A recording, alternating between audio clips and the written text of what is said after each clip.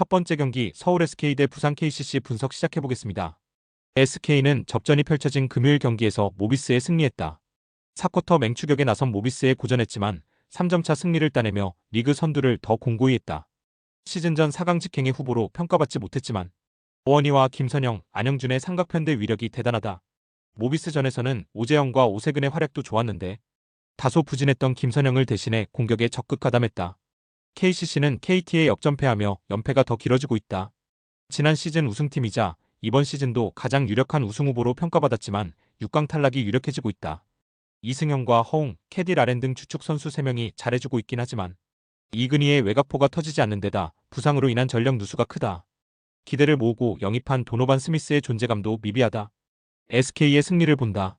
최준용이 뛰는 KCC가 SK 상대로 늘 좋은 경기를 한 건 사실이지만 이 경기에는 상대의 강한 최준용은 물론 높이와 스피드가 좋은 송규창도 없다. 오재현이 찰거머리 같은 수비로 상대 주포인 허웅을 틀어막을 것이고 오원희와 안영준이 주전 구간에서 리드를 잡을 SK가 승리할 것이다. 두 번째 경기 울산 모비스 대 KT 손익분 분석 시작해보겠습니다. 모비스는 금요일 홈경기에서 리그 선두인 SK에 분패했다. 이우석과 서명진 등 선발 백코트로 나선 선수들이 나란히 두 자릿수 득점에 성공했고 벤치에서 나온 게이지 프림이 22점을 더했지만 3점 차를 극복하지 못했다. 그래도 함지훈이 수술 이후 돌아와 20분 이상을 소화하며 몸 상태에 이상이 없음을 증명했기에 빅맨 로테이션이 원활했다. KT는 금요일 경기에서 KCC에 역전승했다.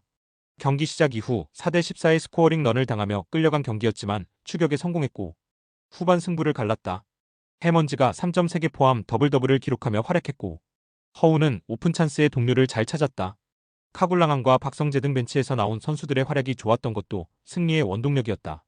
KT의 승리를 본다. 숑롱과 프림 등 모비스 빅맨들의 보드 장악이 좋기에 해먼즈가 다소 고전할 수도 있다. 그러나 반대로 모비스 빅맨들은 해먼즈의 외곽 플레이를 제어하기 어렵다. 함지훈과 장재석 등을 상대할 하윤기가 높이의 우위를 살릴 수 있고 허운이 안정적인 리딩을 해줄 KT가 승리할 것이다.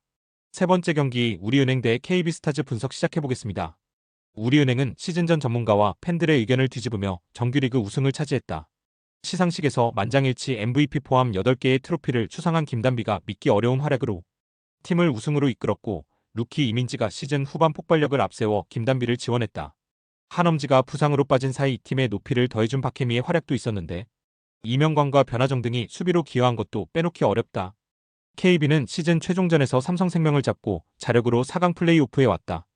튀르키예로 떠난 박지수 여파로 인해 최하위가 유력한 이번 시즌이었는데 베스트 5에 선정된 허예은이 잘해줬고 아시아 쿼터 최고의 선수인 나가타 모에의 존재감도 확실했다. 단 염유나와 나윤정 등 부상자가 있고 김민정이 정상 컨디션이 아닌 점은 아쉽다. 우리은행의 승리를 본다. 리그 최고의 슈터인 강희슬이 나가타 모에와 함께 나설 KB도 쉽게 물러서진 않을 것이다. 그러나 강희슬이 커리어 내내 김단비 앞에서 부진했기에 이번 원정에서도 쉽지 않은 경기가 될 것이다. 허예은 제어를 리그에서 가장 잘하는 나츠키가 강력한 압박과 빠른 스피드로 수비에서 기여할 것이고 김단비가 중요한 득점을 성공할 우리은행이 승리할 것이다. 네 번째 경기 고양 소노 대 한국가스공사 분석 시작해보겠습니다. 소노는 드디어 기다리던 이정현과 김진유가 돌아왔다. 백투백 일정이긴 하지만 충분히 재활하고 돌아왔기에 20분 이상을 출전할 것이다. 팀이 아직 6위에 대한 의지를 드러내고 있기에 시즌 막판까지 최선을 다해야 하는 상황이다. 앨런 윌리엄스와 이정현, 이재도와 김진유 등 주축 선수들이 처음으로 손발을 맞춰보는 경기기에 가스공사 상대로 승리를 노린다.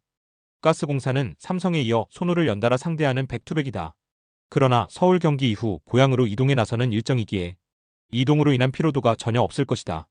김낙현이 다시 부상을 당했지만 벨랑겔과 정성우, 전현우 등 공백을 메울 선수들이 있기에 큰 문제는 아니다.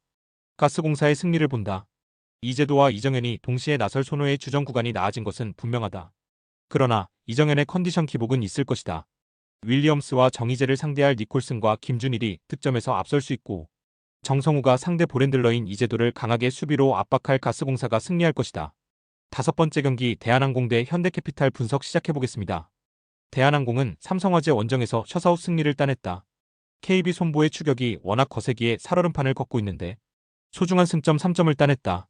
요스바니가 1점에 그치긴 했지만 정지석과 임재영이 높은 공격 성공률로 두 자릿수 득점을 기록하며 활약했고 김민재의 중앙 존재감도 있었다. 형캐는 우리카드전을 패하고 원정에 나선다. 이미 정규리그 우승을 차지한 상황이기에 감독이 허수봉과 최민호 등 시즌 내내 풀타임으로 나서 체력적 부담이 컸던 선수들에게 휴식을 줬는데 접전 끝에 승점 1점 추가에 그쳤다. 그래도 허수봉을 대신해 아포지스로 출전한 아시아 쿼터 신펑이 서브 2점 블로킹 3점 포함 25점을 터뜨렸고 정광인도 13점으로 뒤를 지원했다. 형케의 승리를 본다. 이미 정규리그 우승을 확정한 상황에서 주전 한 2명에게 다시 휴식을 줄 수도 있다. 그러나 챔프전에서 만날 수도 있는 라이벌 상대로는 경기력 점검을 위해서라도 집중할 것이다. 신펑이 아포지스로 나서도 대한항공 블로킹 벽 상대로 타점을 살리며 공격을 주도할 것이고 정태준이 정지석과 이준 등의 중앙 파이프 공격 시도를 막아낼 형케가 승리할 것이다. 6번째 경기 현대건설 대 GS칼텍스 분석 시작해보겠습니다. 현대건설은 강성형 감독이 2위에 굳이 집중하지 않겠다는 뜻을 밝혔다. 때문에 목요일 경기에서도 도로공사 상대로 양효진과 이다현을 기용하지 않았고 모마도 짧게 뛰게 하는 등 벤치 자원 위주의 경기를 했다. 황현주가 공격 성공률 50%와 함께 19점을 기록했고 서지혜와 강서우 등 어린 선수들이 대거 기회를 받았다. GS는 직전 홈경기에서 정관장에 승리했다. 먼저 한 세트를 내주고 시작한 경기였지만 리버스 스윕에 승리했다. 대체 불가의 에이스인 지젤 실바가 50% 가까운 성공률로 34점을 기록했고 유서영과 권민지 등 아웃사이드 히터 듀오가 나란히 두 자릿수 득점에 성공했다. 2점을 기록한 실바를 비롯해 팀 서브 득점이 10점 가깝게 나온 것도 승리의 원동력이었다. GS의 승리를 본다. 현대건설은 이미 포스트 시즌에 포커스를 맞춘 운영을 시작했다. 모마와 양유진, 김다인 등은 이후로도 풀로 경기에 나서지 않을 것이다. 홈팀 상대로 지젤 실바가 높은 성공률로 공격 득점을 뽑아낼 것이고 유서영과 뚜이 등이 뒤를 지원할 GS가 승리할 것이다. 스포츠 당첨의 제일 중요한 건 조합입니다. 각 팀 분석을 잘한다고 하여도 조합을 못할 경우 큰 배당을 가져가지 못하는 거 다들 아실 겁니다. 그리고 유튜브에 조합을 올려드릴 수 있지만 좀 더 자세한 정보들과 배당 흐름 및 각종 이슈 등 경기 전까지 어떻게 될지 모르니 조합을 빠르게 유튜브에 올려드릴 수 없는 점 양해 부탁드립니다. 조합 신청은 아래 고정 댓글 링크로 조합 신청 말 걸어주세요. 금전 요구 및 멤버십 가입 조건 일체 없습니다. 좋은 건 서로 나눠 갑시다.